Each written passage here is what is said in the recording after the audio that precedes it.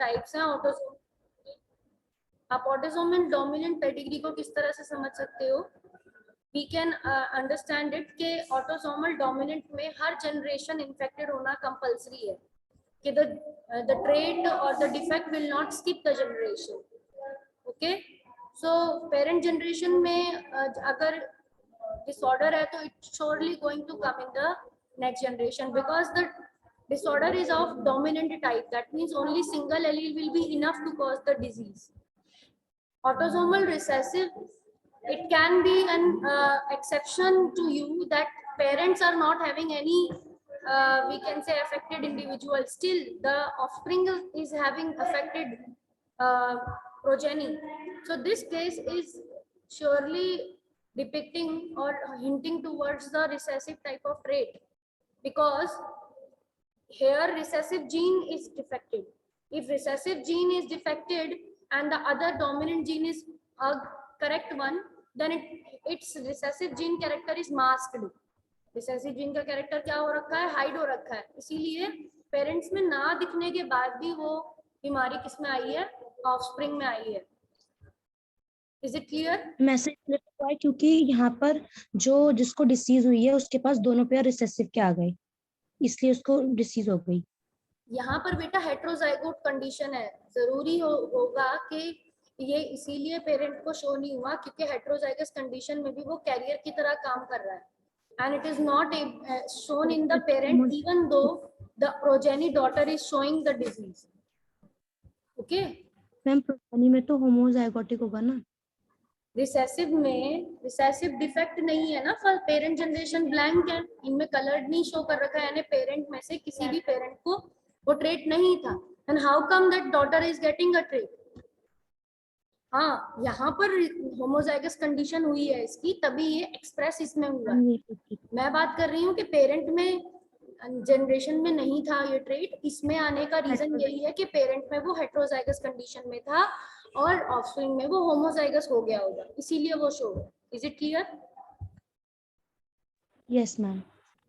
Now X-linked recessive trait. X-linked recessive trait can be identified by it is mostly going in a crisscross manner. That means male parents can pass it to the progeny and to the opposite sex. That means daughter को ये जाएगा, granddaughter को वो भी.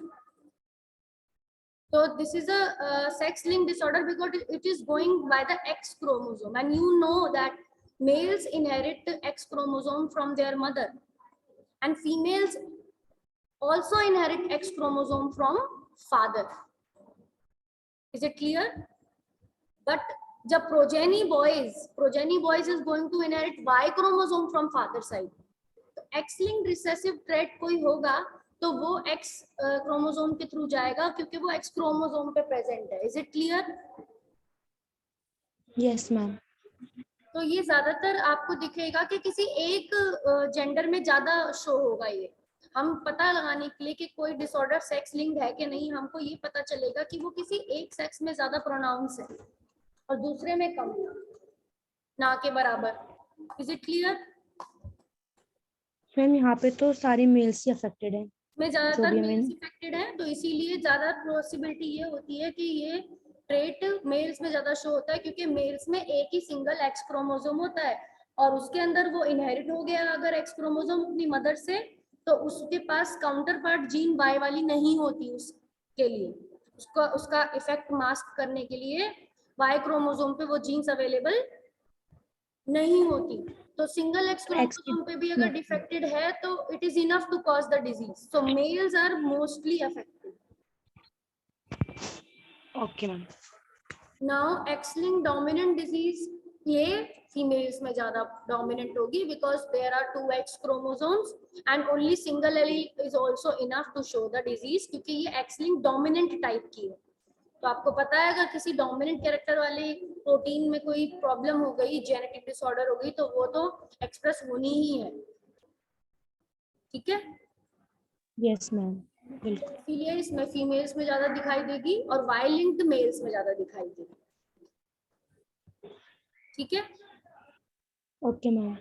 X link dominant, x link recessive किसी एक gender में ज्यादा प्रोनाउंस होंगी, पर एक्स लिंक डोमिनेंट स्पेशली किसमें होगी, फीमेल्स में, वाई लिंक्ड मेल्स में, Males क्योंकि में वाई क्रोमोसोम मेल्स के पास ही। होता है। Yes, ma'am.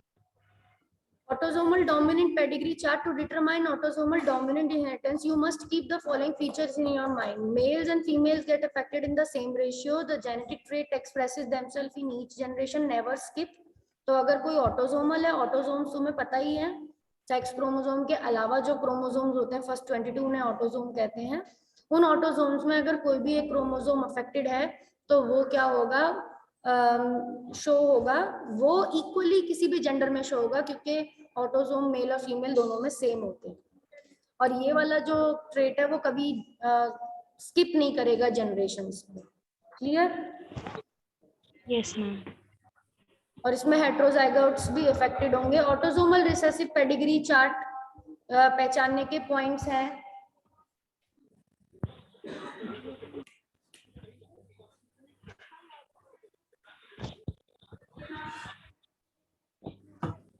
So X-linked dominant pedigree chart. To determine X-linked dominant inheritance, look for the following features. Both males and females are likely to be affected.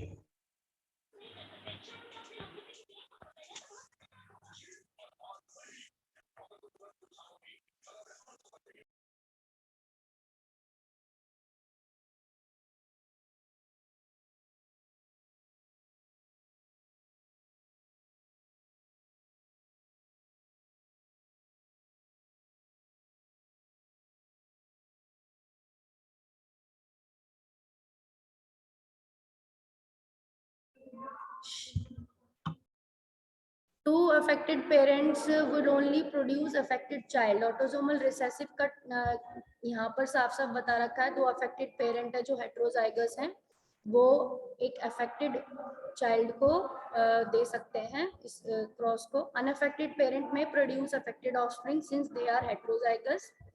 Affected parents तो करेंगे ही अपने child को affect, वो तो sure है, क्योंकि affected parents में तो होमोजाइगस कंडीशन होगी, तो they are going to affect the progeny. But unaffected parent भी कर सकते हैं इसमें ऑटोसोमल रिसेसिव में. हेट्रोजाइगस है नॉर्मल फिनोटाइप, अगर हेट्रोजाइगस है तो नॉर्मल फिनोटाइप्स हैं. X link dominant pedigree chart. X link dominant pedigree chart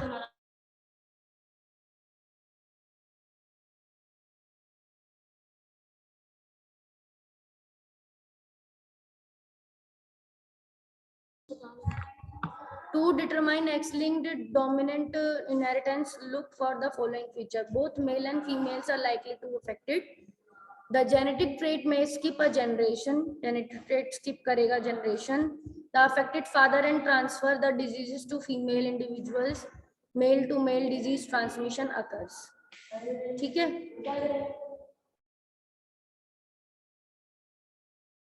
dominant की बात करी गई है कि दोनों मेल और फीमेल लाइकली इफेक्टेड कर सकते हैं इसमें.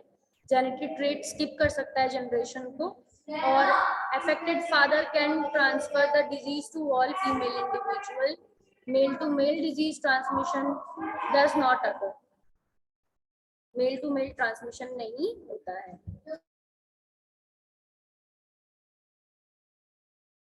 X-linked recessive pedigree. Determine X-linked recessive inheritance.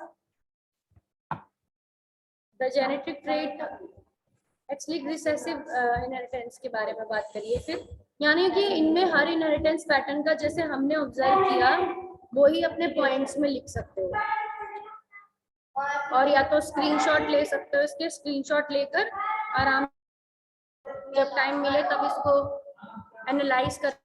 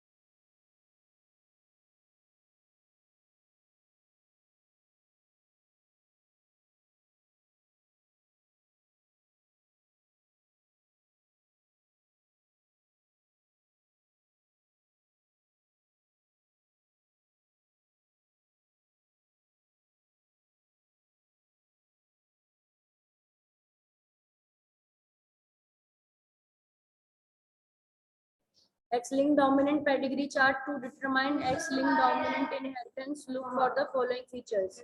बता दो सारी चीजें.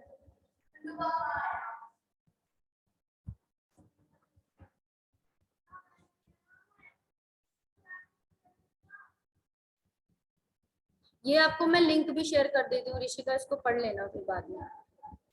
ठीक है. Okay, ma'am. How to Yes, read ma'am. this pedigree chart? Pedigree analysis examples are also given here. आपका पूरा एक प्रैक्टिकल भी है इसके ऊपर. पेडिग्री का एनालिसिस है, उसमें 3-4 पेडिग्री एनालिसिस समझा रखे हैं, जैसे कि colour blindness pedigree, haemophilia pedigree. ठीक है. Sickle cell anaemia. Okay, ma'am. इस तरह के पेडिग्री आपको दे रखे हैं और इम्पोर्टेंस बता रखी है पेडिग्री एनालिसिस की कि काउंसलिंग में हेल्प होती है. जो कपल्स होते हैं वो शादी करते हैं तो उनके पेडिग्री एनालिसिस करने से उनके बच्चों में, आने वाले बच्चों में कोई भी डिसऑर्डर आएगा कि नहीं आएगा, वो एक तरह से एस्टिमेशन लगाते हैं, प्रिडिक्शन लगाते हैं. तो वो अपनी प्रेगनेंसीज को प्लान कर सकते हैं. किसी जनरेशन में आ रही है तो उसको स्किप करके या उसे अबॉर्ट करने का डिसीजन ले सकते हैं अगर कोई बच्चे में कोई जेनेटिक डिसऑर्डर आ रहा है.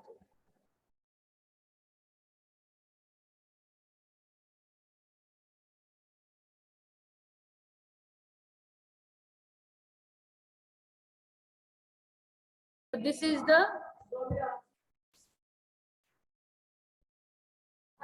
the pedigree analysis topic which we have done today. अब इसमें कुछ ऐसे म्यूटेशंस के बारे में हम पढ़ेंगे, जैसे कि सिकल सेल एनीमिया, हीमोफीलिया, जो आपके एनसीईआरटी में दिया हुआ है. ठीक है. Yes, ma'am.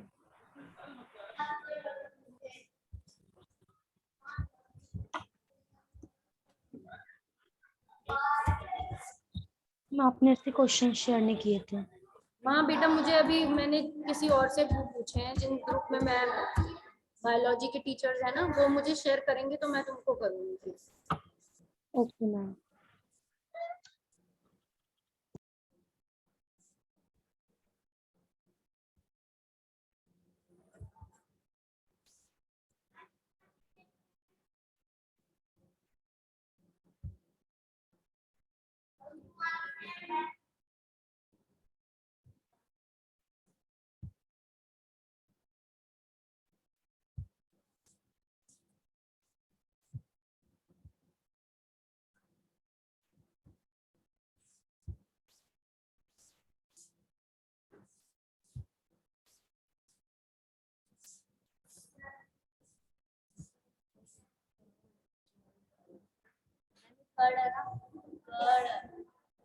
कर्ण होता है. कण कण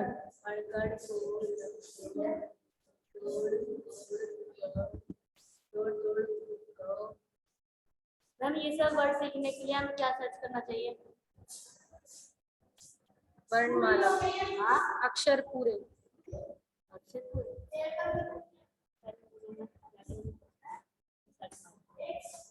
बेटा वर्णमाला ये हिंदी की आ से ज्ञा तक.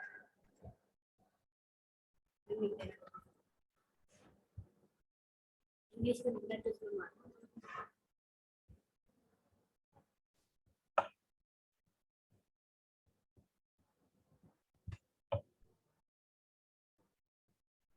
चाटा मार के देखी मार.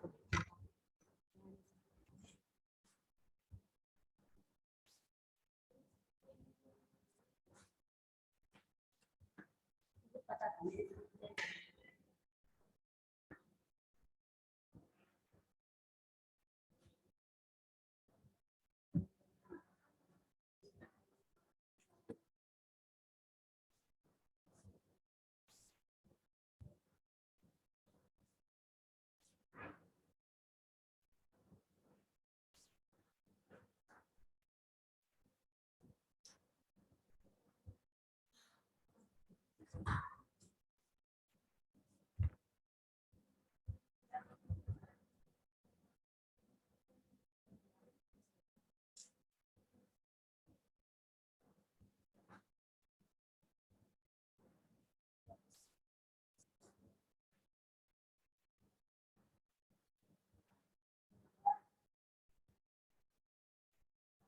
Mendelian disorders, broadly genetic disorders को दो ग्रुप में डिवाइड किया गया है, मेंडेलियन डिसऑर्डर और chromosomal disorder. Mendelian disorder mainly alteration और सिंगल जीन के अल्टरेशन से होते हैं, और ये डिसऑर्डर्स ऑफस्प्रिंग को ट्रांसमिट होते हैं सेम तरीके से जैसे कि हम मेंडल के लॉ पढ़ते हैं, उस हिसाब से ये उसी लॉज को फॉलो करते हुए ऑफस्प्रिंग्स में जाते हैं। पेडिग्री एनालिसिस में भी हम ये पढ़ सकते हैं, जैसे अभी हम पढ़ रहे थे autosomal dominant sex linked diseases, जैसे मोस्ट कॉमन मेंडेलियन डिसऑर्डर्स के एग्जांपल है haemophilia, sickle cell anaemia and Mendelian disorders dominant और रिसेसिव दोनों तरीके के हो सकते हैं, डोमिनेंट और रिसेसिव, या तो डोमिनेंट होगा या रिसेसिव होगा, दोनों एक नहीं होंगे, इधर इट विल बी डोमिनेंट और रिसेसिव। पेडिग्री एनालिसिस से हम इजीली अंडरस्टैंड कर सकते हैं कि किस तरह की इनहेरिटेंस है।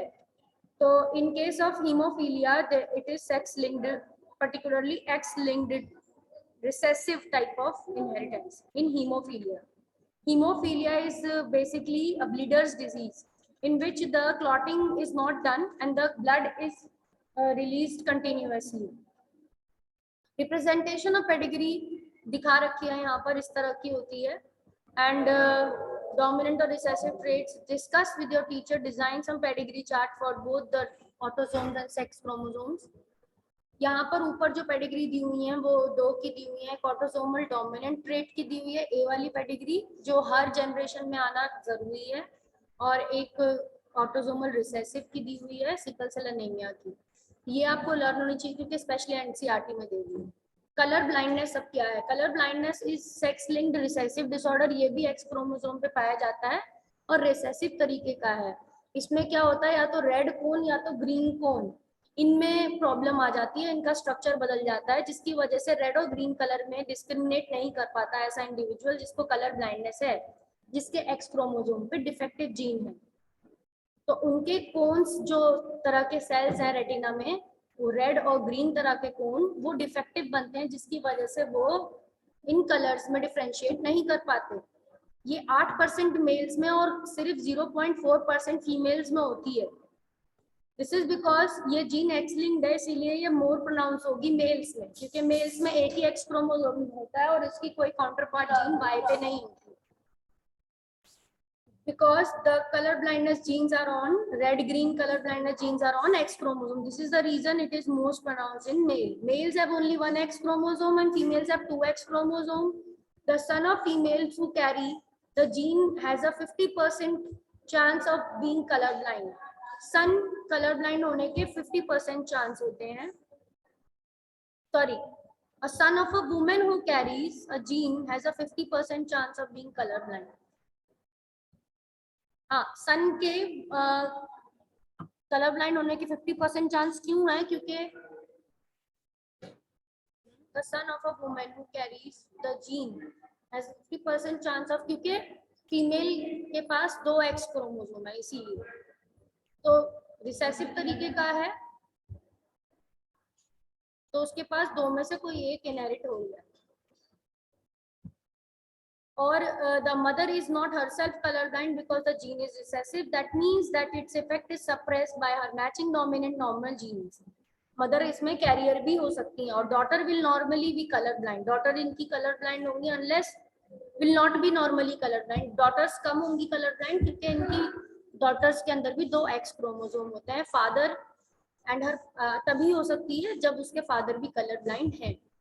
तो इस तरह से हमने कलर ब्लाइंडनेस की के बारे में पढ़ा, और हम नेक्स्ट क्लास में पढ़ेंगे हीमोफीलिया और sickle cell anaemia. So with this I would like to end the class here. The class was on topic pedigree analysis, their types and Mendelian disorders, particularly color blindness. Its pedigree will be discussed when we will do the practical. Till then, keep on reading from NCERT and preparing your notes. I am ending the session.